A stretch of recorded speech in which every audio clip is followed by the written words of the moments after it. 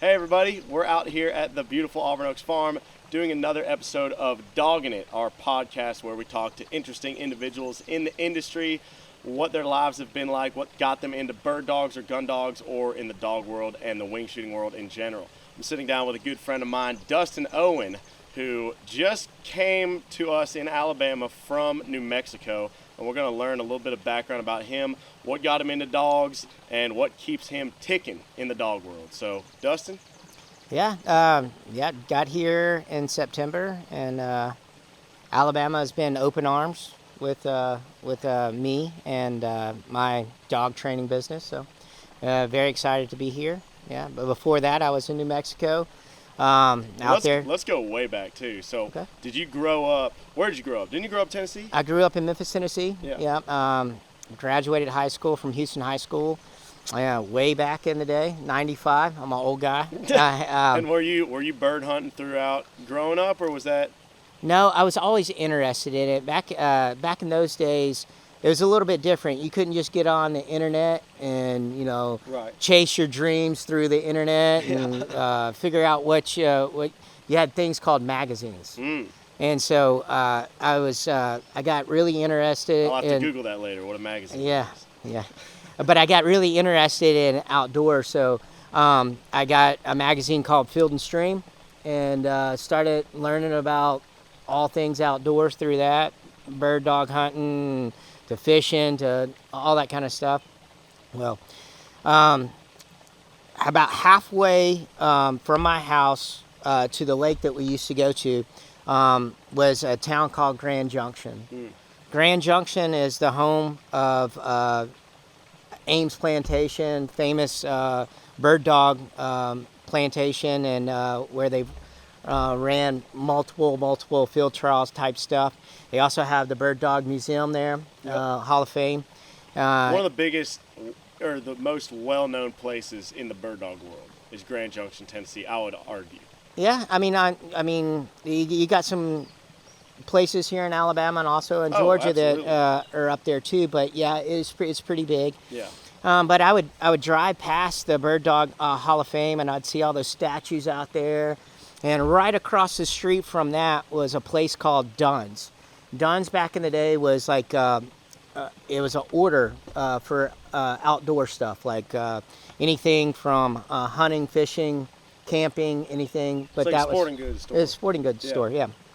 And so we stopped by there, and I would walk across the thing and go over to the Bird Dog Hall of Fame and go through there and just looking at all the pictures. And I just got really interested in bird dogs. And then I talked my mom into letting me get a Brittany when I was about 15 or 15 So your or first 16. bird dog was a Brittany. It was, yeah.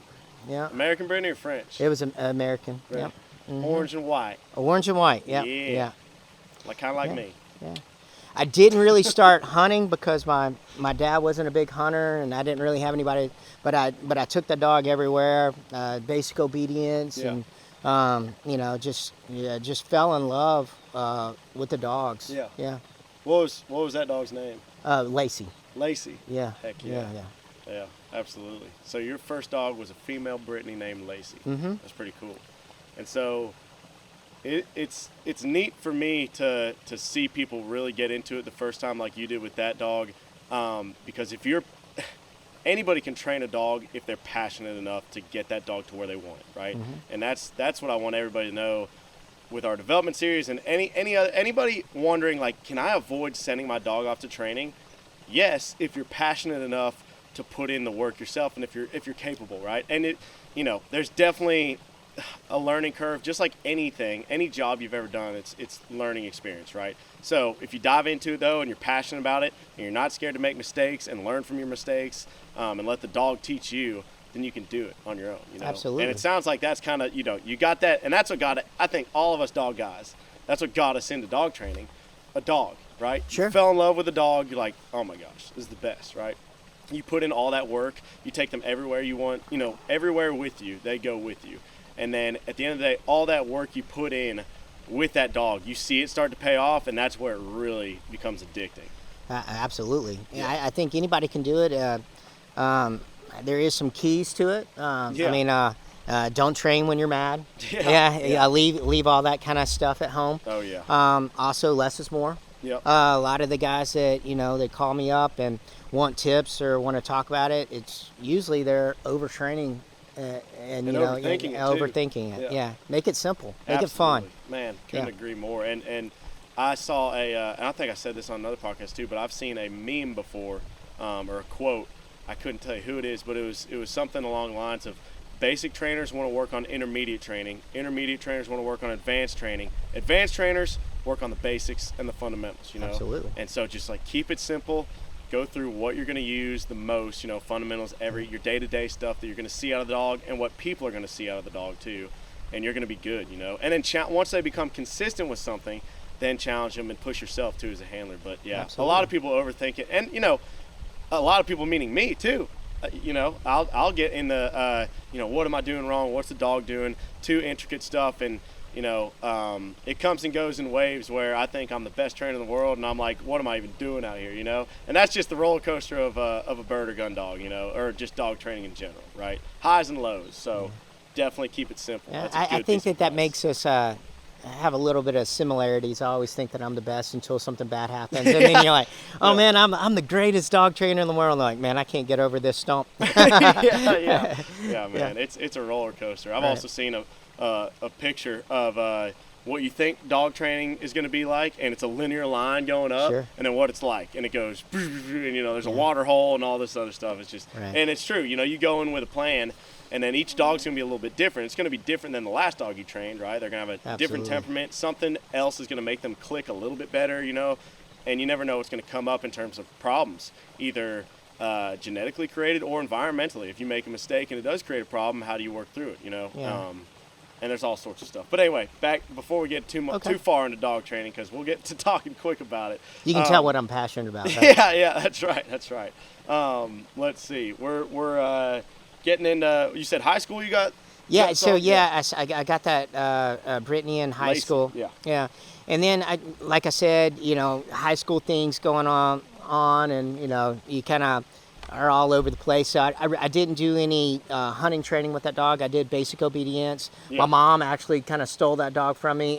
It started going to work with my mom, which was great. Yeah. I mean, the dog loved it. But and then in college, I got an American Lab, and I again that dog was more, I would call, an adventure dog. Uh-huh. I'd take it, anytime I went camping or fishing or canoeing. That's a big thing. Yeah. I mean, even now, getting these sporting dogs that are really generally bred for hunting. Yeah.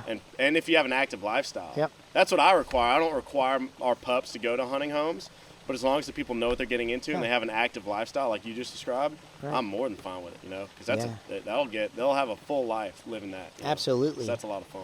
And so, I mean, I kind of just dreamed of just figuring out how I could get these dogs and take them hunting, coming from a family that didn't hunt. Right. And none of my, growing up in Memphis, Tennessee, if you're in the dog world and you're hunting, it's usually waterfowl. Right. And I was, for some reason, I was drawn more to the upland stuff. Mm-hmm. And of course, I mean, my first dog was a Brittany. Brittany, yeah. Not that it can't do some of the waterfowl stuff, but that's not its primary job. More so upland centric, yeah. So, I always dreamed. I started finding, just reading magazines and doing some research. And you told me you read a magazine, and I might be jumping ahead here, but it was the original Wild Rose guy. Did you read a magazine? You saw that he was close to your house or something like that? Well, no. So back up the story a little bit. Yeah. So the lake that we used to go to when we grew up, the Bird Dog Hall of Fame was right across from Dunn's, but the kennel was right there in Grand Junction. It was Wild Rose, and Robert Milner owned it at the time. And out in front, I'd see the gates, Wild Rose, and he had some casted labs, and I started learning about British Labradors. Yeah. And so when I got into the military, I was able to all right, now I'm gonna get some dogs and we're gonna go out and we're gonna hunt. I was living in Nebraska at the time, so I was like, I want a dog that I can waterfowl, and I also can go chase some pheasants and stuff like that. I wasn't really thinking about any pointing breeds or anything like that, so I remembered wild rose, British Labrador. Started back by then. The internet was available, and I could kind of use that. Invented, yeah. And so I started just doing some research. I didn't even realize that he had sold it to somebody else, and it was in Oxford, Mississippi at the time. But we did some research, got on their waiting list for a puppy, and at the same time, I started reading all the books that they suggested for reading when you got a puppy from them. And one of them was Robert Milner's books. Mm-hmm. And so I read them from cover to cover. I was deploying all the time, so I didn't have my family with me. So at nights I was just reading books or doing anything that I could. And this is when you were stationed in Nebraska? Nebraska, yeah, but I was on the road for like 200 days a year. Yeah. So I was gone quite a bit. So, I just read in my hotel room or whatever I was doing. Right. And I came back from one of my deployments, and my wife had been working with the puppy. We got the puppy, and my wife had been working with it. And I don't even remember. It was a small issue. I was reading through his book, and I was like, I think Robert mentioned something about that. And I was reading back of it, and I happened just to turn the book over, and it had his phone number on the back of the book. Yeah. And this was like on a Wednesday afternoon. And so I picked up the phone, and I called him. And you were probably like, no way this guy picks up. I didn't think he'd pick up. And we sat on the phone for about 2 hours, and just became really good friends over the phone. And he told me that to come on down and train with him because he was back in around the Memphis area, mm-hmm. and that's where my family lived. And so I was like, yeah, I'll be down there next weekend. So I started going down to his kennels, which is called Duck Hill Kennels. Gotcha. So this is after he sold Wild Rose. And I started training with him, going to all his seminars and just going down there and training on the weekends whenever I could break away. Yeah. And just kind of get my hands on as many dogs as I possibly could.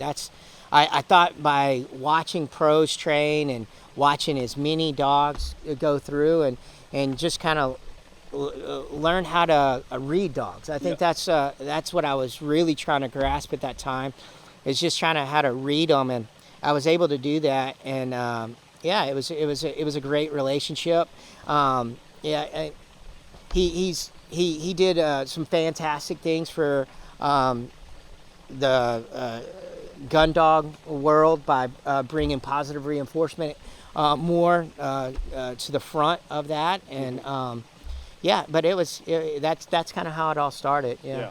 Heck yeah. And so then, let's see, you were in the Air Force for 20 years? 20 years and 23 days. 20 years and 23 days. I bet you counted every single one of those. Every single day. And you just you only retired, a month ago, maybe? So I retired on 1 February, but I was able to do a program called Skill Bridge, which 6 months I got to, the Air Force kind of loaned me out to go do like an internship type deals. Yeah. And so I went down to Opelika, Alabama. That's how you found yourself in Alabama. So yeah, and how'd you find them?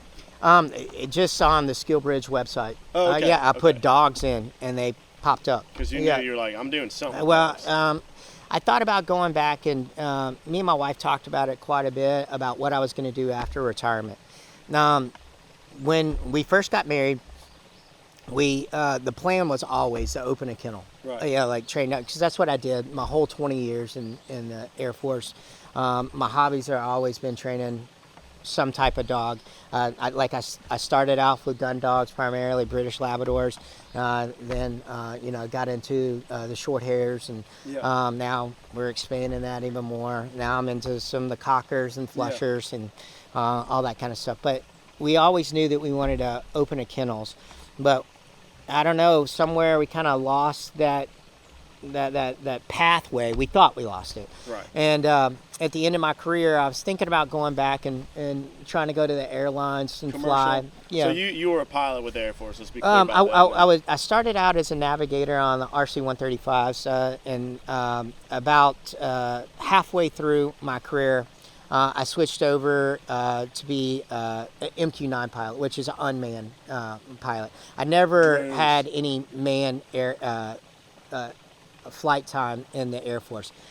Previous to the Air Force, I flew for 4 years, though. Gotcha. All my man experience came prior to me coming in the Air Force. Well, a lot of y'all who get out, it's not uncommon for you to seek out commercial pilot jobs. Absolutely. I mean, Right. it's pretty lucrative. So, Right. Yeah, absolutely. Yeah. Okay. But, I just couldn't see. I was gone so much in my career, especially the first 10 years, that I just didn't want to be gone. And plus, I'm happy outdoors, and training dogs. So that's what I want to do. Absolutely. Yeah. And that's, I think you told me too when you were figuring out what you wanted to do after, what you were going to do in terms of either a commercial pilot or what, and you just weren't excited about it. Your wife Lauren said, I can tell you don't want to do this. You want to train dogs, don't you? And you're like, yeah.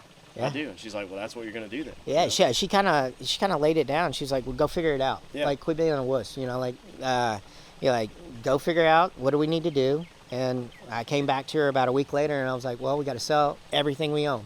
I think she was like, oh, okay. I was like, I got it figured out. And I kind of figured it out. Oh, yeah. Absolutely. Yeah, I mean, you're definitely finding your stride down here in Alabama, which absolutely. is awesome. And I'm sure you're very comfortable being back in the Southeast, growing up from Tennessee.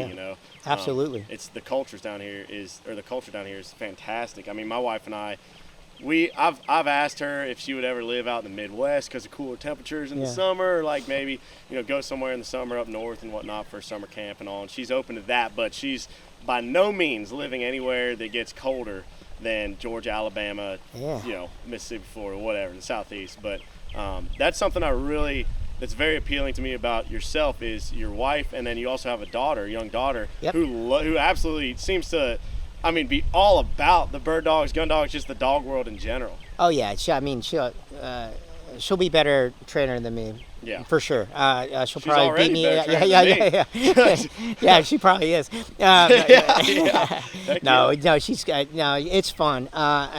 When we started this venture, I knew that I wanted to be, make it a family thing. Right. And I was like, hey, how can we do it? We sold everything. We bought an RV. Started homeschooling. Not that we're going to do that long term, but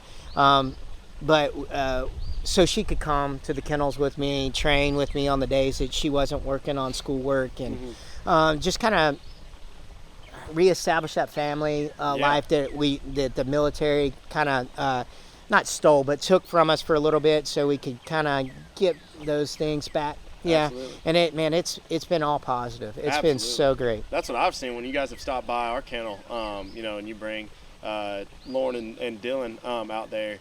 It's just fantastic. Y'all look so happy. Oh yeah. And you're just doing it, and you're getting to it. And she's like zooking around, yelling at you like, Dad, look at this. I love it. It gets me fired up. I even took her on a guide this year. Yeah. And Did you really? I took her on one of the guides. I knew it was going to be the group was older gentlemen. Yeah. So I thought, man, this would be a good time to just kind of let her see some of the dogs work together. And I had some cockers with me, running with some short hairs, and and the guys came up to me at the end and were like, "Man, you're really raising your daughter right." She was telling them, she's like, "All right, get ready. We have one on point over here."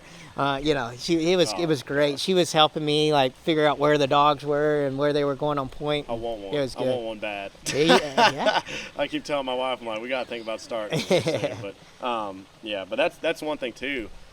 There's no way I'd be able to do what I do without my wife, just like your wife, really, supporting you, laying down the law, like you got to do what you need to do to make this happen, because it's you're so passionate about it, right? Yeah. And that's such a cool thing to have that teamwork. And then you add a daughter in the mix who's just all about it, lifting both y'all up more, That's so awesome. It's been really great, Yeah, heck yeah. Well, cool. And now you're here and you're living the dream, and you're pretty much just figuring out whatever comes next, right? Yeah. So you're out of the military for the first time in 20 years and however many days you want to say. 23 days, yeah. 23 yeah, days. so yeah, we're just going to see where it takes us. Long-term plans, I'm doing what I love. I mean, I couldn't be happier. I mean, I've just had so many people like yourself help me out through this venture and get some client dogs in. And I mean, it's just been real positive. I don't know where else in the United States that I could do it and be as successful as I've been this first, half a year. It's a good community down here, and from, I mean, people are people, so you always get some guys who are very kind of tight-knit to keep themselves and all. And I keep to myself, but I'm more than willing to help anybody out with this. I think you're the same way, that you don't see anybody as a competitor, really. It's just somebody else in the industry who wants to help. We're all in this to help people, right? Help dogs and help people get that connection with their dog, right? That we have with ours, that we've found with ours. Yeah, and I think that this community has changed a little bit. Because 20 years ago it was pretty competitive. People didn't want to give secrets and didn't want you to know their tricks and trades and stuff like that. I don't know if it was the internet that brought all that out. YouTube, the internet being born might have, and then they see a technique, they show it, and they kind of build on it. But we all can learn from that. And man, I think helping each other out. I know that when I've had problems with a dog, I picked up the phone and called you and say, hey, what would you do with this dog? And just really kind of go back in there and try to figure this stuff out. Most of the time you're like, no, that's stupid.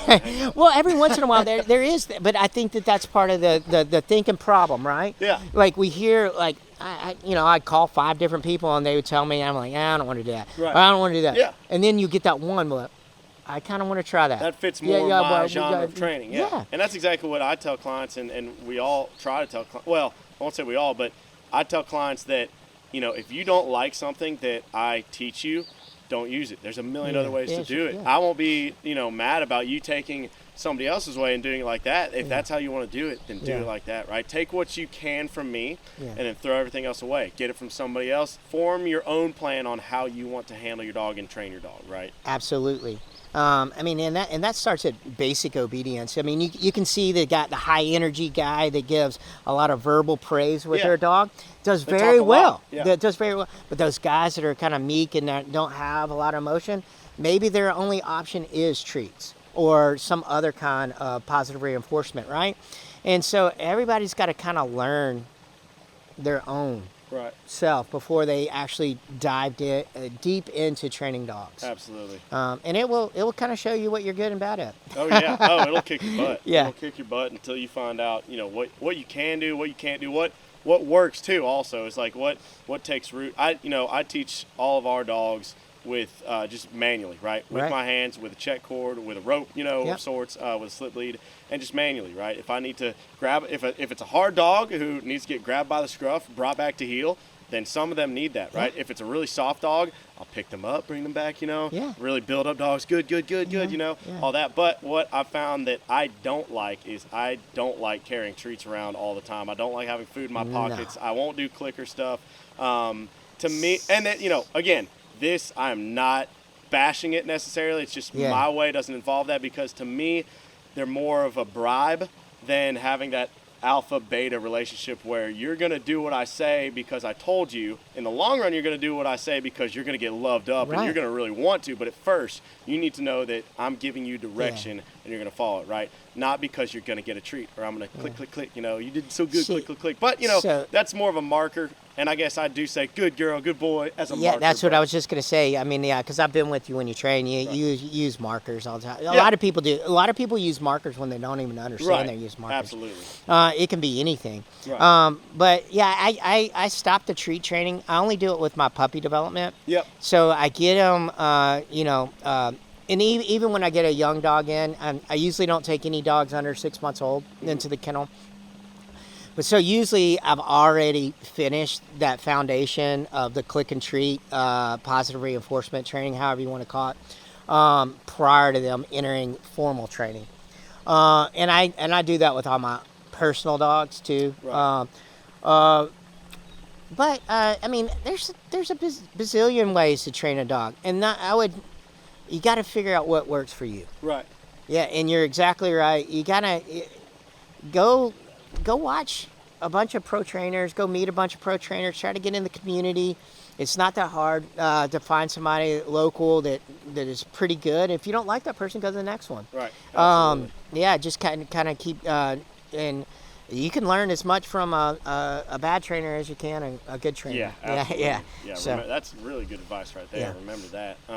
And so you said you don't accept dogs until 6 months, right? Yeah, yeah. Same thing with me. And I've had people call me too, and not necessarily an age. Well, we'll go over age first. So what's your favorite window, if you have one, in terms of? So we know minimum 6 months is where you like to, start more formal development. So that's a tricky question because different breeds mature at different levels, right? And I would say different individuals too. Yeah, in the same breed. Absolutely, yeah. And female versus male. Yes, yeah. So I love females. But it's generally really hard to say until I get my hands on them. Right.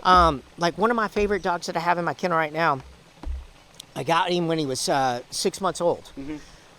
He was not mature enough at the time. Right. His prey drive was 0. and that's tough, and that's tough so to work with. we had to help develop his prey drive, and he's doing fantastic now. He's my favorite dog in the kennel. It's funny how that but works. yeah, it's because I spent so much time with him though too. Yeah. Now maybe I should have sent him back home for a couple more months to let him mature. Right. Looking back at it, but so I don't know how to answer that question correctly. Dogs mature at different times. Evaluating that them sounds like on a correct drop answer to off. me. Just evaluating them on drop off to see if they got the drive, they got the determination. So do you have an intro session? I do, I don't really tell the clients this, Right. But yeah, I'm from the time that they get out of the car with the dog, I'm kind of reading the dog and the individuals with that with the pet. I'm watching to see how they talk to them. It's so funny when clients show up with their personal dog, they're thinking, "Oh no, I can't look bad." So they'll start saying commands like 20 times and yelling at the dog. I'm like, not responding at all because it's a completely new area and there's dogs all around. There's pee from dogs all around. The male dog's marking, and then there's also you, and their owners aren't treating them like they usually do. So the dog's not going to respond at all. They're going to be like, "What is happening?" Yeah, and so like if like I'll usually grab a pigeon out of our pigeon coop and I'm like, "Oh, is your dog birdie?" Just kind of see what its its reaction is, and just watching them on a leash and kind of seeing, are they trying to work for themselves, or are they trying to work for us? And a lot of the times it is, like the dogs will get there and they're just in their own element, and so sometimes that can be like a cue that they're not ready for training, but sometimes it's just the new environment. Right. So you can't really take that for every. Yeah. And that's something, I do the same thing, not necessarily an intro session, but, I'm reading the dog and reading the people and whatnot, but until I really kind of get into it. So the first week a dog comes to me, it's really just taking them on long walks, getting them used to me, right? I'm not going to give a dog a command or make them carry out an action or get into formal training if they don't have any idea who I am, if they're not used to me, not comfortable with me. So the first week's all just long walks and just loving on them, getting in the kennel with them, sitting down with them for a little bit, just letting them get used to me in the environment too. Going for rides in the dog trailer, out to the field and whatnot.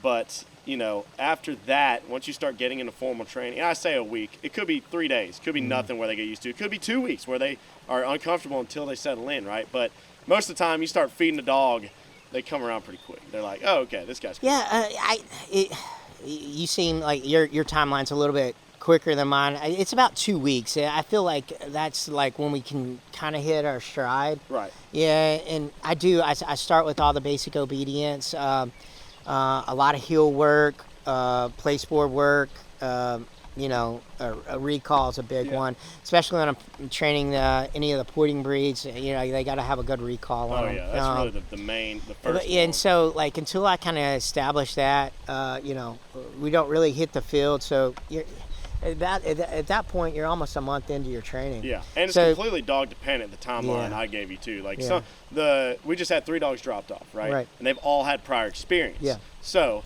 it's only taken them, this is their second, they're about to start their second week, and we're already going to go ahead and start beginner bird work with them because they're already to that point and they're comfortable, right? But if it was a fresh dog, hadn't done anything, no way we'd be doing beginner bird work. Right. You know, it'd be, well, who knows? It could be a month before we start, you know? So, that's kind of the way I look at that timeline. I mean, it all just varies. So, yeah, absolutely. I'd say my favorite age, generally speaking, and again, it's completely dependent on dog. Our job is just to give, when people ask timeline too, it's really an educated guess. You know, you're like, okay, it might be about this time to get them to your objectives. Sure. But my favorite age is probably in between 6 for drop off and for the meat of development, in between 6 months and 2 years old. That's really my favorite age gap. We've done plenty of dogs that are 3-4 years old. I even had a dog come in that was 6 years old that needed, you know, completely new stuff. And it was funny. Sometimes the older dogs take to stuff very quickly, and sometimes, most of the time, it takes a lot more one-on-one time and repetition and consistency to really break old habits and form new ones for the most part. But you know, in between 6 months and 2 years is probably my favorite age for like the meat of development, right? And you're gonna be. There's not just you train them for a specific time and that's it, right? You're training them their whole life, training and then you know maintaining. You know, at a certain age, you're like, okay, you're good. You know everything I want you to know. Let's just keep that up, right? And so you're maintaining them. Absolutely. Yeah. Heck yeah. Yeah. And so that's age-wise, but duration, right? I think a lot of people, there's a big misconception. The people who give me dogs, you know, and you probably talk to people just as much as I do on the phone. You'll take whatever time you need to get their heads right. And we're people trainers. We also mess around with dogs, you know? So I think there's a big misconception, though, in the industry of how long it takes to train to develop a dog, right? Especially and it depends on objectives, what you want from the dog, right? But a lot of people think, you know, I'll start with this. I get a lot of calls saying, hey, we were thinking about sending our dog off for 2 weeks. Do you have room for that? And I'm like, save your money. You know, I'll take your dog for 2 weeks. We might be able to get some stuff started. They're not going to be consistent with anything, you know, probably, right? You can't really say for sure. But, you know, especially if you're looking for field work and whatnot, that's more so. I get obedience calls all the time. Can I send my dog to you for 2 weeks? I'm like, yeah, you could, or I could tell you what I would do with that dog, and you'd probably be better off doing it 15 minutes in the morning, 15 minutes at night, you know, for 2 weeks, right?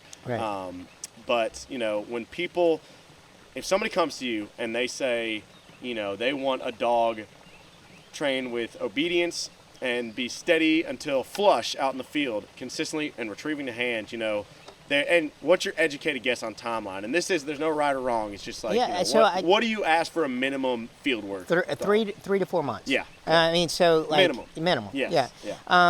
Yeah. And that of course breed that plays a part in that too. But yeah, 3 to 4 months. If they just want it steady to wing, and yeah, absolutely. And then, you know, when I put a dog on the table, it takes me a full month to get through a table. I do it a little bit different. I know you have the way that you do it, and it works very good for you.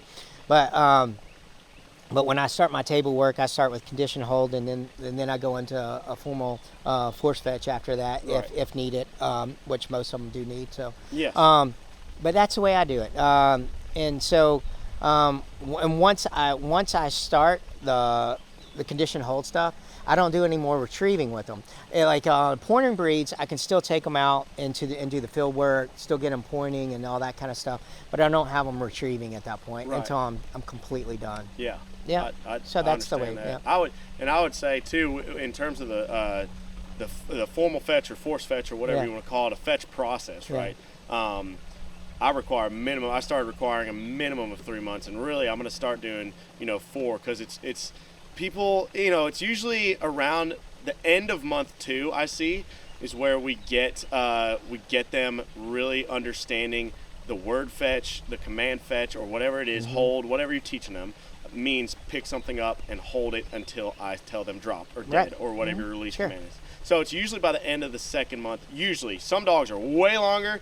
Some dogs, usually labs, are way quicker, because that's what they're really bred for. But I say 3 months minimum, because that's how long it takes for them to get really consistent and really liking the bumper retrieves and being so happy and doing it every time, given a dog's mess up every once in a while. So like 9 times out of 10. Yeah, and you can see like if you're taking that 2-week process for the dog to get established in the kennel. Yes. And then you're doing all that work in between to get them to steadied, whatever, we'll just say wean. Yeah. And then you're doing a 30-day force you can see that there's your 3 months right there. Yeah. And then that doesn't give you a lot of time for anything else. Yeah. Problems that come up. You never know what problems are going to come up. And I'm talking about problems. I mean, because we always are working on basic obedience. Yes. Basic obedience happens every day. Yes. It is, like you said, that's the things that we need to focus our time on. The majority of is the basic obedience. Because it is stuff that you use on a day, like recall. Yeah. Whether you think you are or not, you're using recall every single day, Absolutely. right? Heel. I use heel every single day with the dogs, right? Yeah. Anything, even whoa, if you want to call that a fundamental, or sit, whichever you teach your dog, or if you teach them both, you're working on that almost every single session. So, it's stuff like that. But, yeah, dog training. Well, I mean, how do you keep the passion alive? Because I see some individuals, and we were talking beforehand about my buddy getting into the fishing, charter business and whatnot. And I'm like, I've heard a lot of those guys will fizzle out because they lose the love for fishing, right? They get into it just like all of us dog guys, or most of us get into it because of the love of the dogs. Yeah. How have you found to keep that passion alive? Yeah, I mean, I think it's really training your personal dogs. What I see with a lot of professional trainers is that their personal dogs get pushed to the side while they're training all their client dogs, and it burns them out. Yeah. Because once they let their personal dogs start to slide, they'll start to negotiate their own training methods with their client dogs. And the reason that I do it is not for the fame or the money, right? Because we all know that's coming, right? But it's really because I enjoy being around the dogs. Yeah. And of course, you're going to love your own dogs more than you love everybody else. Like, right. I love some of my client dogs. Absolutely love it. Would have them as my own personal dogs. But my personal dogs, it's just something special that I can go out and I can do a training session or a hunt session with them, and I'm back. Yeah. It just brings me all back to, like, why I'm doing this. That's the same with me. Spending time, cutting out time at some point, whether it's only like maybe I spend all Sunday just working on field work with my personal dogs, or a little bit every day. I rotate them throughout training and whatnot. Spending some time with them. And I think a big part, I was thinking about this the other day, I think a big part of it is, I told somebody over the phone, I was like, it's awesome to train other people's dogs. In order to develop a dog correctly, I really believe you have to have some sort of emotional connection with it, right? You get, and that's why it's hard to give them back on that regard, because you establish some sort of emotional connection with it. You go through trials and and hardships and whatnot, and then you get them out, and you see a little bit reward at the end, right? You see some reward by getting them through that, and they start to look really good, and they go home, and you're not able to live through moments in the field with them, right? Or moments around, even if it's only obedience, moments around the yard or out in public where that dog just looks so good, and it's everything you've been working so hard for. You don't get that with other people's dogs. Right. You do in training some, but you don't get it when they really come into their own at like 3 or 4 years old, and you're out experiencing stuff, and they're really doing everything you want. You do get that with your personal dogs that you put all that work into. Yeah. So that's really where you're able to fully feel that reward of going through the grind. Don't let anybody online fool you about, don't let this slick talker on Instagram fool you about training dogs. It's not easy. It's a simple concept, right? It's a very simple concept. It's harder to carry out, right? It takes a lot of work, Absolutely. And it's more mental than anything. But there is some physical labor involved. You're gonna be walking a lot. You're gonna be moving a lot. Sometimes you're probably gonna have to chase your dog now. You might have to put your running shoes on. Right. But it's not an easy thing. So, but that's what makes it so rewarding. I was even saying to you when we were walking over here, because Lauren just got a Llewellyn setter. Your wife. She did. Yeah. And I was saying, man, I love the beginning stage and I love the end stage, because the beginning, you're just seeing what the dog's made of. You're playing fun little puppy games with them, and you're seeing what their genetics are, what genetics are coming out of them. And then the end, they're looking good. You're challenging them. How good can we get this dog? Yeah. Challenging, improving. And the middle is the hardest part. But without the middle, these two, well, this one especially on the far end wouldn't feel as good, right? Because the middle's the grind. It's what's necessary, but it's the going through the motions, going through, man, you're doing the same thing every single day. This dog is just not taking to it on maybe day 15, day 16, boom, it clicks, and you're cooking with oil on that regard, and then you're starting something new. It's just absolutely the middle's the grind, and it's what is necessary to keep the reward so high for us. Yeah, and I mean that's when that grind portion. You just gotta. What's your equation? It's repetition plus consistency multiplied by time squared. There you go. Time squared. Don't forget that. That's whatever, the key. However long you think it's going to take, go ahead and double it, square it. Add some to it. That's it, man. That's the DBD formula. Yeah. Yeah, but that's pretty good. Well, anyway, we're going to take a quick break real quick. And we'll be right back. Hey everybody, Dylan here with Diamond Bird Dogs. If you haven't heard yet, we just launched our new website with our development series that's going to help you train your dog start to finish. Now, our development series goes over a certain type of dog. That is the family sporting dog. These are high energy dog breeds, gun dogs and bird dogs that have been bred for wing shooting. Now, what do I mean when I say a bird dog? A bird dog to me is any kind of pointing breed, right? A gun dog is any kind of flushing retrieving breed, and a lot of times a water dog. Of course, you have your versatile dogs who can do it all, and we go over that as well. When you buy a membership, it's one-time purchase, unlimited access. No matter how many videos we add to the series, you're in as a member, as a part of the community. For less than what it would cost you to send your dog away for only 1 month of training, you're getting unlimited access to structured content that will help you understand, develop, and handle your high-energy sporting breed. We are so excited to build the DBD community around these family sporting dogs. Go check out diamondbirddogs.com right now, become a member, and let us help you reach your dog's full potential in the field and in the home. Thanks, everybody.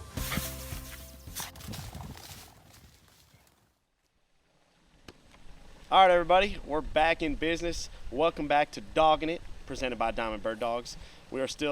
Dustin and I are still talking about dog training. We were talking the whole time off camera, so we might have to repeat ourselves a little bit. But one thing I did want to touch on is dog training runs in your blood, or dogs run in your blood. So let's talk about your mom's success with her English or American or just Cocker Spaniels in general? English Cocker. English Cocker, gotcha. English Cocker. Yeah, she's had a lot of success. I think she's got 28 AKC titles on the dog. When did she start getting into that? If you could kind of... Yeah, so back to Robert Milner. Crazy. No way. Yeah, everything's leading back to him. But I was looking for my mom a dog. I wanted to get her some type of hunting dog. At the time, she thought she wanted a Springer. And so I called up Robert because he's been importing dogs from England for a long time. I was going to get his opinion on which breeders were the best to import a Springer from. And he was like, hey, I just imported my first 2 Cockers. And I was like, oh, really? Tell me about them. And shoot, this had to be 10, 12 years ago. And so he started talking to me. He's like, man, go with these little Cockers for your mom. She'll be able to, pick them up easier, a little bit smaller animal. They still have the same drive as a Springer. And if you know the lines, a Cocker is the same DNA, supposedly same DNA as a Springer. Right. They just bred it smaller. However, I think that they introduced a couple other elements. To that dog, but nor here nor there. They're similar. They're they're similar. Set in stone. So she started getting into that a while back ago, and she started doing like fast cat and obedience, barn hunts. Talk about the barn hunts real quick for people who don't know, and fast cat too. I'm not the expert on any of that. But generally speaking, what is a barn hunt? Barn hunt is they hide a rat in a tube that has holes in it, and the dog's got to go in there and mark where the rat is, and then you call hot on that. So it's find. the mark. Do they sit and So each trainer is different on how they so train. you can have the dog mark however, Yeah. Right? But the judge has to determine. No, you call it. Oh, okay. Yeah. The handler calls the mark. And then they know the people know where the rat is, obviously, because. Well, yeah, like if I was going to do it, coming from the bomb detection side of the house, I'd have my dog sit on scent. Right. I think it's the easiest tell, because if you can make a dog sit on scent, then I'm pretty sure it's there. I mean, you can get false scenting and all that stuff where they're trying to get their reward. Same thing with pony dogs. Yeah, exactly. And so there's techniques on how you just run the room clean a bunch of times, and So barn hunt is a dog hunting for a rat, and then a scent for a rat, and then once it finds it either sits or goes on mark somehow and lets the handler know, or owner, handler, whatever, know that it's found it. That's pretty cool. And that's she has championship titles in that? Yeah, she does. She's more into the scent world now. Is that AKC stuff? That's AKC stuff. Barn hunt. Yeah, barn hunt. Yeah, that's it's awesome. AKC. She's really gotten more into the scent stuff, and I think there's 3 different scents that they hide. And it's the same thing. They just got to mark those scents, and the handler's got to call it. But she's got 28 different titles on that dog. She spends a lot of time training and doing all that stuff. But she's a very good handler. That's awesome. And you played a major part in those cockers' lives, didn't you? Well, I mean, I go out, like if she's having issues with any of the dogs. I'm pretty good at that. Like I can watch a handler with their dog, and I can take that third person perspective and kind of just watch it and be like, hey, have you ever thought about doing it this way? Absolutely. And that's kind of helped me in me actually training the trainer. That's what I call when I give the dog back to the owners. Right. Is that I still got some training to do. It's not that all that training that I did for the dog is done. Now I've got to train the owners how to handle the dog, and because ultimately it's going to be on the owners to let that dog reach its full potential, right? Absolutely. Just like we talked about earlier, it's not just trained for finite amount of months and that's it. No, they got a good start when they come to guys like you and me, or professional trainers. They get a good start, but ultimately the handler, if they don't know, I want every owner to know everything I know. If they can know half of what I know, if I can download it real quick on them during the exit session or over phone calls and whatnot, then great. But the more they know about how to do something with their dog, the better off their dog's going to be, and the happier they're going to be, right? Right. Yeah, that's awesome. Yeah, so I mean that, but working with her and like I'll see issues and I'm like, hey, have you ever thought about this? And it really opened my eyes when I went to train bomb detection dogs, is like how to read a dog, and like it. When you're in the sporting dog world and you see a pointer go on point, it's pretty obvious when they hit scent. Right. I mean, they have a full head turn, body turn, lock up immediate. Yeah, there's a lot of issues. A lot of things that you're like, the dog hit scent or walk scent or whatever. Right. But in the bomb detection world, you got to think about how your distance is decreased so much that when a dog's coming by scent, it can walk scent. And we call that just by breezing it, not really hitting scent. So you got to really, you got to start looking at other things. Like every portion of the dog, how the dog's holding its tail, how the dog's holding its head. Did the ears perk? Did it lick its lips? Did it do what is this dog's key to when it actually first hit the scent? Yeah. And it's really helped me evaluate dogs, pointing breeds in the field. Absolutely. Yeah. I did a video on that for the development series. I actually just redid it the other day, or improved it, I should say. Understanding your dog's tells, or I named it, I think, understanding your dog. Yeah. But all those little tells, that's what I call them.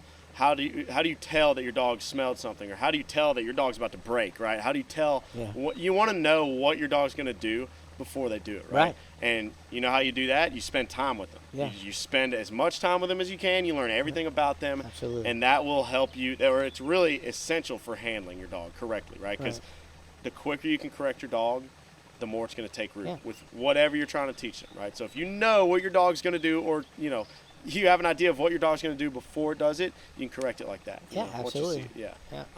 And that's such a good point of just understanding your dog's tells, right? What are they going to do? You know, that's awesome. Yep. So, did you say 28? 28 AKC titles. AKC titles? Yeah. And is that the most that you know of? It's the most I know of. I'm sure somebody out there is gonna start getting on the internet, but that's the highest one on a cocker I know of. Right. Yeah. And for me, it's so funny to, well, not funny, it's just so interesting to see people, like she doesn't hunt at all, right? She does those tests. No. Right, so that's her sport with the dogs, right? That's For her. me, I don't do any of those tests. I have a lot of clients who do the tests, but I don't do them at all. Whenever I get personal time, you know, when it's off season, I'm just doing whatever with the dogs. Just spend time. I'll go to the lake and run with, you know, swim with the dogs, whatever, you know. But, you know, during season, if I get time off, which is hard, but when I do, it's hunt. You know, go out there, hunt the dogs. Sure. And then some people blend those two, right? So they spend season hunting a lot, and then to get a little bit more out of their season, they do hunt tests. But it's, to me, I tell people, whatever you want to do with your dog, don't let anybody else tell you, you know, what you should or shouldn't, because hunt tests, to me, I don't care about them. You know, I don't want to do them. But it's a really cool and interesting sport. You know, it's just a different sport using dogs. Absolutely. It's awesome. And if you look at it like that, it stops the divide. Right. Because in my world, I want as many people touching dogs and having fun with their dogs and doing the things that they love. Maybe they don't have the opportunities to gun hunting lands. Land access, bird access, equipment. So, and if I didn't have that, I would be doing hunt tests. Absolutely. I would be doing something with dogs. Right. And I do get a lot of clients that do the NAVDA stuff and NASTRA and there's so all many all the different types of tests and field trials and as long as people are working with their dogs, man, and happy with their dogs. Yeah, that's what we are. I'm speaking for you here, but I think that's why a lot of trainers. Some are in it for, I see some people who are just in it for ribbons, like putting ribbons on dogs. Yeah. I'm like, you know, whatever. But I think that you and I are both in it to just build whatever relationship we can, make it stronger between the owner and the dog, the client and the dog, and help them with whatever they're trying to do, whether it's just hunt tests, just hunting, just obedience, just being around the house and family. If we can give them that type of connection that we have found with our personal dogs, it goes back to your personal dogs. You know, like, you know, that's where the base of everything is. How you trained, how you handle your personal dogs, what you do with them still, right? So if we can give people that piece of our lives, and I'm fulfilled when I see that out of people, when they're really happy with their dog. Yeah. Not when they get a ribbon, they'll text me they get a ribbon or something like that. I'm like, cool, that's awesome. Did you have fun, or were you pissed the whole time trying to handle the dog? You know, because I see a lot of people who are very competitive in that, and you know they'll kind of, you'll lose the fun out of it, and that's also something I tell people. You know, we talk about dog training all the time, and like it is how much effort you put into it. Just like anything, if you put the effort in, you'll get good results. You know, take that with a grain of salt. But if you put the effort in and you're passionate about it, you can get good results. But don't think that you need to be training every single day and just let it take over your life, and you can't have a family dog. Right, that's not true at all. You're not training for a robot. You're training for a family sporting dog, or the people, you know, that hang out with me are, right? So don't let it ruin the fun, is what I'm saying. When I first started this almost 20 years ago, that was the mentality back then. If you had a field trials dog, it was not a family. Right. It was not in the house. I see things have changed quite a bit, and I would say for the good. Yes. I really appreciate that a lot of these dogs are, I mean, a kennel dog, and it's great. They're having a great life as long as they're getting worked all the time. Right. But some of these family sporting dogs are coming out and kicking butt. I mean, even in the field hunting wild birds. I've had some guys come out, and man, they've done a really good job with their dogs.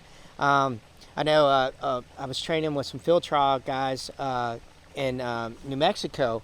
And they were talking about it. They were like, man, you know what I hate to see when I go to a field trial? Because they got these big rigs and horses and all. They're like, I hate to see that guy It's got one dog that's sitting in the cab, riding up front. That dog's gonna kick our butt because that guy is training one dog, Yep. and he's doing it because he loves that one dog. I've had this conversation with several people that then, especially my handlers, I get them from Auburn University, right? That's where I went. A lot of them come from my major, right? Wildlife Enterprise Management. I pick them out of there. But also, I'll go to the Red Barn in Auburn. Everybody knows the Red Barn in Auburn if you're around there.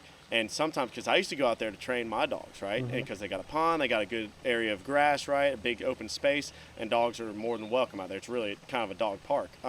But I've gone there a couple times and seen kids, college guys or girls, and they're working dogs. Maybe they're working on hand signals with their labs or whatever. And I've gotten handlers that way.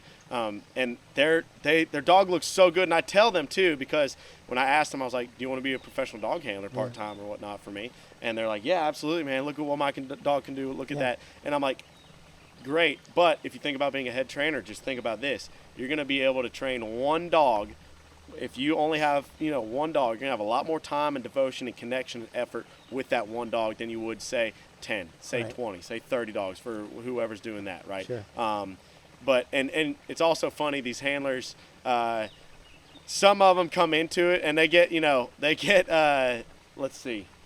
idea pretty quick, where they come in, they think they know everything because they train their dog very well, and that's great. I love that because they're passionate about it. They really want to get after it, but they learn pretty quick. Every dog, and I say it all the time, but it's so true. Every single dog is going to be a little bit different, right? Absolutely. The way you train them is going to be a little bit different. Yeah. The what makes them click is going to be a little bit different, right? So we have generally the same development plan for each dog, but we do have to tweak it, right? For every dog. So and it's learning each dog's temperament, every dog's temperament. So these handlers who want to be head trainers in the future, just like you did when you went to where was it? Whenever you got experience with a lot of dogs, you're trying to get your hands on as many dogs as you could, right? It's the same thing that I try to give my handlers, right? Get your hands on as many different dogs, male, female, every kind of breed, every kind of individual temperament, and learn everything about them, because it's going to, a lot of the problems with one dog will come up in another dog, and you might know how to work through it, with that dog. Yeah, right? Absolutely. Yeah, that's what I would tell any new handler is just go out there and just try to get your hands on as many different types of breeds. And that's a new thought process, because when I first started, every pro handler was like telling me that I need to specialize. Right. I need to specialize in a breed, and I was like, that's not what I wanted to do.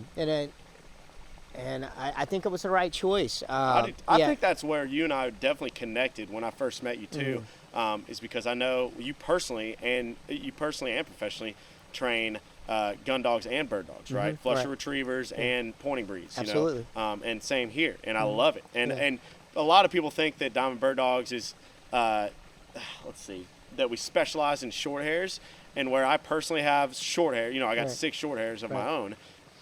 We do all sorts of breeds, just the family sporting dog. And from what you've said too, you've figured out it's the same formula, it's just a different job with each dog, right? Absolutely. It's generally the same form. And I'm sure that applies to, I've never done bomb dogs or detection dogs, but, well, hell, I guess you could say bird dogs are detection dogs to an extent. Absolutely. But it's the same formula in development. It's just a different job, right? Absolutely. Yeah. It's exactly the same. Okay. Yeah, and that's why when my mom is talking about scent work and stuff, I really can have that connection because of when I'm training hunting dogs. It's the same thing. I love having such a diversity of breeds in the kennel too. When when you have a short hair, a cocker, a small Munsterlander, a Vizsla, a lab, a pointing lab, and all sorts of water dogs and upland dogs and versatile dogs, and then obedience dogs too. So you get a little bit of everything. It's a lot of fun. It keeps it interesting. I think it does too, but I've also seen where these guys would specialize early in their career, and then we would go, like, maybe they were a waterfowl guy, and I would take them upland hunting, and they would have no idea the differences in training, and I would be like, hey, it's pretty interesting. You got to come watch what I do. If I can tag along and learn some of your tricks and stuff. And I've built a lot of good, friendships through doing that. And I think that's a real way that I would like to grow as a trainer, is to keep meeting people that do it a little bit different, kind of learn their stuff, and just really evolve my game to the highest level that I possibly can. Absolutely. You and I are going to meet some pretty cool people in the industry coming up this weekend, actually. Absolutely. Yeah, we're meeting the Standing Stone guys, Yeah, Ethan and Kat. I'm super excited about that. I Me can't too. wait to hear that. And I've never seen Purcell Farms too, so I'm super excited about seeing that. Some of the clients who know I'm going up there to meet them are like, "You're not worried about them being your competition?" I'm like, "No, you know this from the get-go. I'm up there to meet them. They're incredible trainers, from what I've heard. Yeah, I've seen some of their stuff. You can't go on YouTube or social media or whatnot without seeing their stuff. They're everywhere, right? And I've seen a couple of their videos and whatnot, and it looks like they train a little bit differently. But like I said, their methods work for a lot of people, and our methods work for a lot of people, and other people's methods work for, there's a million ways to do it. It's just picking out which one vibes with you the best. But I'm really excited to go up there as a small business owner and see how they kind of evolved and made their passion, just like we're trying to do, making their passion their business, right? And succeed. So I'm very excited to talk with Ethan and Kat, and from what I've heard, they're exceptional. Well, I have people. a client that's had dogs up there and still has dogs up there. He talks about them like very well. So I'm super excited about it. And the competition thing, I'm not in competition with anybody. Absolutely. If a client comes to me and I'm not the right fit for them, I'll send them down the road to somebody that I like. Maybe they click with. Maybe they don't like my techniques. Maybe they don't like. We just didn't vibe very well. Right. There's enough room for everybody. Yes. And absolutely. I'm here to support. As many people as I possibly can, and help the new guys. So I mean, that's what I'd really like to get into is maybe it's a new trainer that is trying to find their way and help grow them. Not that I can give them all the techniques, but I can show them the experiences that I went through, some of the pitfalls that I went through, and maybe that they could avoid and help them get to where they want to get to. Right, absolutely. And I love doing that too. I get people from younger guys younger guys. I'm 27, so I'm young myself. Younger guys meaning inexperienced. Right. Coming into the professional world. Yeah. They call me just off of Instagram or message me and say, "Hey, do you mind calling me real quick?" From all over the country. It's I love it. I love helping people out. And I don't want to compare myself to the original Wild Rose guy, Milner. Oh yeah, Robert Milner. I don't want to compare myself to him, but I have plenty of couple-hour conversations with people over the phone late night, and my wife's like banging on the door like, "Dinner's ready. What are you doing? It's 8 o'clock at night. Right. What are you doing?" But I love it. Well, when we get to talking, when people in this industry get to talking, it's so much fun. You discover so much stuff. I'm very passionate about it, and I didn't know how it when I started to do it full time, but it's actually growing even more. I'm super excited about getting to the kennels every day, and scoop and poop, not the funnest job in the world, but it's got to be done when you're running a kennels. But all the other stuff after that is so rewarding. Yeah, I got to give a shout out to Trent Licklider up at Fez Bonanza, which you've been to before up there. Absolutely. But I think he was the first person when I was coming up, when I was interning up there, working up there, doing a lot of different stuff. But I definitely got my hands on a lot of dogs, which is cool up there. But he told me that, and I would sit in with him sometimes in the office, and he'd be on call with like some other big preserves, hunting preserves and whatnot, and they'd be helping each other out and all. It's like, aren't they your competitors and whatnot? He's like, listen, in this industry, you got to think of everybody as your friends, so to speak, right? And that, if somebody needs help them out. You can always learn something from them. They can always learn something from you. Absolutely. And just, carry that with you. And that's something that's really stuck with me, right? Well, I think if we can help support, because you never know when things happen, Absolutely. You get a dog loose, you get people out there searching for it. Yeah. I want dog people out there when they spot it. Absolutely. Yeah, all kind of weird things can happen, and you definitely need a support group. Absolutely, yeah. And so I'm really looking forward to meeting those guys and hearing what they're actually putting a seminar on too, I believe, afterward. I don't think I'll be able to stick around for that, but that'll be very cool for people to take their dogs. So I know I have some of my clients up in the area I believe, are taking some of their dogs too. So I'm hoping their dogs do well. Their dogs do well. Yeah. They asked me did I have any dogs that I wanted to bring through, and I was like, well, I didn't really know the format, so I wasn't gonna just sign up. Right. Yeah. My thing, other than having to come back here after the breakfast meeting that we're gonna have with them was, people.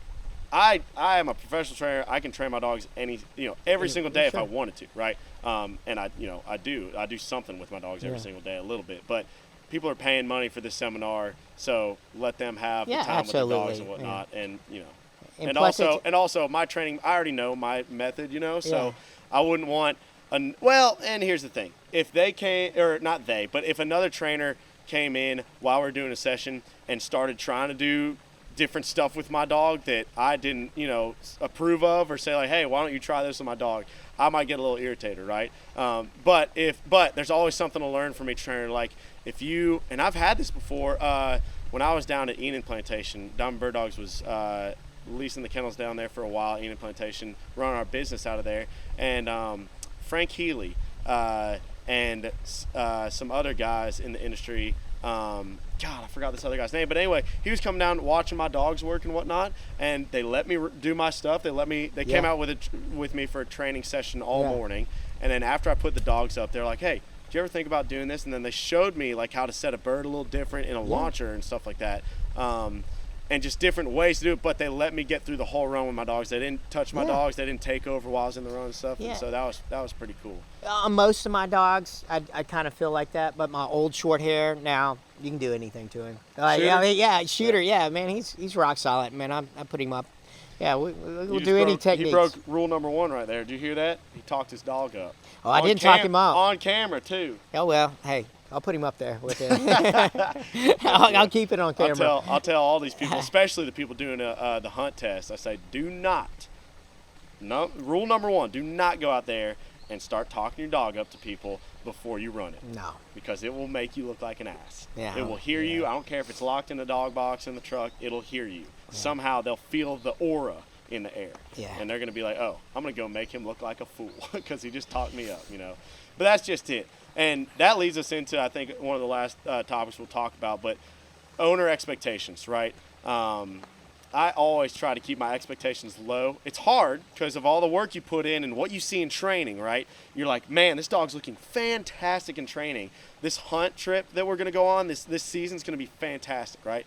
There's disconnects. There's a lot of disconnect between training and hunting in the field. Absolutely. So even if your dog's looking spectacular in training, try to keep your expectations low when you get out there on the real deal hunt, because they're going to mess up on stuff out there in the hunt that they don't mess up in training, just because there's plenty of disconnects, Absolutely. So owner expectations are always something I'm worried about, even though I think that 99% of the time my expectations for their dogs are way higher than their own, and that's what gets in my head a lot of times, like, oh, this dog, I hope this dog gets to here, I hope this dog gets to here, where a lot of my clients or owners, they're just wanting a fun family dog to go out there, do its job. And they don't want a robot. They want personality. They want goofiness. They want to have a dog they can go out there and have fun with. And that's really, Yeah. For the most part, that's what I've experienced. I do have a couple clients that expectations are somewhat unrealistic. Right. And I think that has to do with the explosion of versatile hunting dogs. Yes.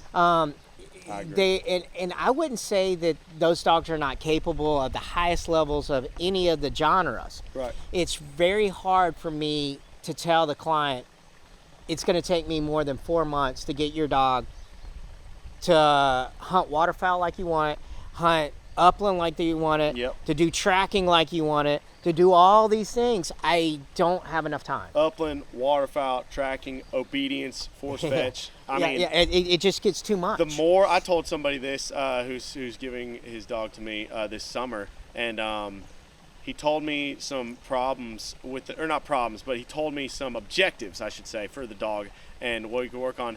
And he had a big, long list for a certain amount of time, right? And I was saying, okay, we can work on all that, but the smaller the list, the better the dog will look in each of those aspects, absolutely, right? Yeah. So because you can work on it more. Now, if you want to touch on on a little bit of a lot, then we can do that. And your dog will be well-rounded a little bit with everything, but it's going to be better off learning your primary objectives, right? Figure out your what's the word? Your primary objectives, right? What do you want? What is your primary goals with the dog? Yeah, and I think that's the biggest one that I encountered here recently with all the versatile, because they want their dog to be at the highest level on all these things. Yeah. And what I've come to the conclusion of is that I'll get those dogs as solid as I possibly can, but those owners, guess what? You're getting homework. You're getting a lot of homework to get those dogs to the highest level. And keep them there. And to keep them there. And that's hard for people because, think about all the field work you have to do. You have to match all of that with water work if you want to get them the highest of that, and with tracking work. To get them the best in every single part of their game takes a lot of time. And that is especially not something you can do. Say an owner gets it back and they can do all the field work they want. Well, they're not doing any water work, or they're not doing any tracking work, or they're not doing any obedience with them hardly, Then maybe their field work looks outstanding, but all the other aspects of their game fade away. And that's something I love. Versatile dogs. I use my short hairs for waterfowl and upland, but I'm very realistic about when I put them. Say I go from and this is my objectives for my dogs are steady till release, right? It's easier to maintain on wild birds, I'll say, than it is on pen raised birds, so I'm able to maintain them a little bit easier, I'd say, being steady until I release them.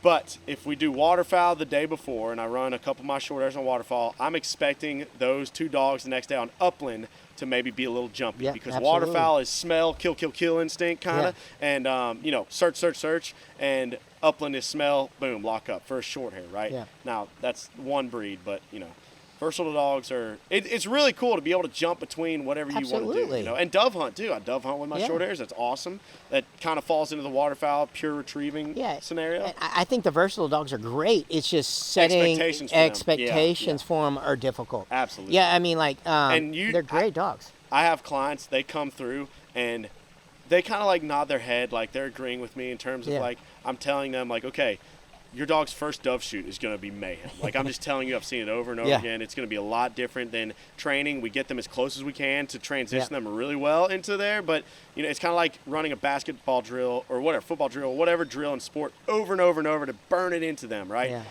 It's still different in the game. Absolutely. But you're hoping that it makes, that it comes out of them in the game, right? You're hoping that muscle memory, mental memory takes over and they start doing it right in the game, right? Absolutely. On the hunt. And that's where you can transition them easier from training to hunting. But still, it's gonna be mayhem. You're gonna have to really grind it out their first few hunts or whatnot.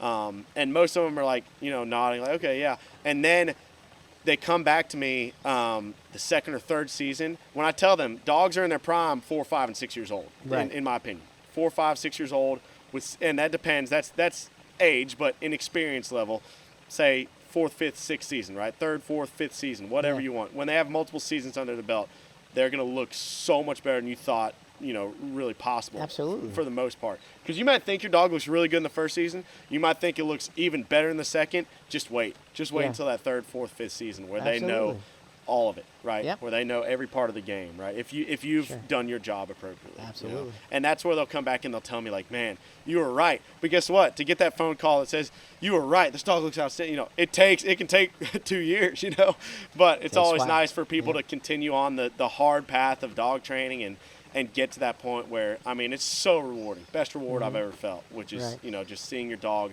really come into to their own. Absolutely. Yeah. And that's one of the biggest things with expectations is try to talk to people, be honest. I've given these newer owners, like we were talking about, one of the best pieces of advice I can give to them is always be honest with your clients. We do a weekly call, right? Every single weekend we call to keep communication up. If there's problems their dog is having, we're bringing it up. If their dog is doing really well with something, we're bringing it up. But we're just always talking and always being honest, right? Yep. Because if you're not, the problem's not going to go away, right? And if the problem's there when the client gets the dog or you talk 3 weeks later or whatnot, then you have to explain, well, it actually started back here, and then you sound like you've been keeping stuff from the client, which, you really kind of have. I agree. Honesty. I learned a little technique, report cards is what I call it. Friday, Saturday, or Sunday, I sit down, I take all my training report, I copy in notes, I take down all my training that I've done with that dog in that session. Before I even go get the next dog, I'd sit down and write a full report of what I just did with that dog. At the end of the week, I combine all that stuff and I send it off to the owners just to tell them what successes we've had, where we're struggling a little bit, and how we're going to overcome those struggles. That's outstanding. Yeah, and that's been great communication. It helps you out as a trainer too, because some things you don't really think about until you start talking. And I'll catch myself saying, this dog's looking good here. Over here, we need to work a little bit more on this end. So I kind of get a mental note in my head. I'm like, okay, we need to do more of this week, right? We need to that's our primary objective this week, to get that down. And one of the things that I found in doing that is how much training I'm actually doing. Right. Like when I'm when I didn't do that, I was missing chunks of what I was actually doing with the dog, and wasn't able to tell the owner exactly how I was training the dog. Yeah. It helped me out as a trainer. It helped me out to clear my mind. Like once I wrote it down with that one dog, I was able to go get the next dog and start training that dog without any of the weight of that last training session. I would recommend that to anybody at home training their own dog. Get a little, or it doesn't have to be little, do it after you're home, after a session, and write down your first thoughts about that session. Absolutely. What you need to work on, not only what happened with that session, but what you need to work on next session, and then look at it before you go out and train with your dog again. It really does help. Yeah, absolutely. Because you'll forget aspects of the game, and then you'll remember on the drive home, or when you put your dog up, you're like, oh, I forgot to work on that, Yep. Write it down. Yep. I always and what I also found when I was an amateur is I would always be rushing to get out into the training field as fast as I could, because I was ready to go have fun, but I would forget my training plan. Right. And then when I started to build slow it down, relax in the field. Not everything has to get done today. Right. If we lose daylight, we lost the daylight. Not everything will get done. Yeah, it's not enough time. No. And repetition, consistency, and time. Go with the plan. Yeah. Go with the plan. Absolutely. And when that plan fails, then go back and figure out why it failed and come up with a different plan. Yeah, absolutely. Always, you got to be able to change it up, and figure out new ways to do things. And don't be afraid. Don't let this is something I had trouble with, and I probably still have trouble with, if I'm being honest, having too much pride to reach out for help, with other people. It's something I rarely do, because I like to do everything. I'm proudly self-taught. That doesn't mean I haven't picked up tricks from other people, but I'm proudly self-taught. But I also realize it probably would have been a lot easier and possibly better to have learned from somebody, like had a mentor, right? To really teach me, because then I could not only learn from their achievements, but also learn from their mistakes, instead of going through the hardship of learning from my own, right? Right. And I think that's where we kind of a little differ, because I've had so many people help me along my path and mentor me in just about every type of sporting dog out there that have helped me, and where I could sit back and learn their techniques and all that kind of stuff. I've had so many, I couldn't even name them all. Yeah. It's just been different path, Yeah. So I'm very thankful for that. Yeah, absolutely. Well, I'm thankful for you coming to chat with us. Yeah. I think we're about to wrap it up, Dustin. Okay. Thank you so much for being here. All right. Excellent. Guys, like we said before, you are more than capable of training your own dog at home. Go to diamondbirddogs.com. Check out our new development series. It's one-time purchase, unlimited access to be a member. We're always going to be adding new content and updating old content for you. And as a member, you get to tell us what you want to see, right? So go check out the development series at diamondbirddogs.com, and stay tuned, because our cameraman back here and I have something big coming to you next season. It's called Wings and Things, a little hunting series for you about that pow wing shooting type deal. All right, we'll see y'all in the next episode of Doggin' It, presented by Diamond Bird Dogs. Dustin, thanks again. Thank you.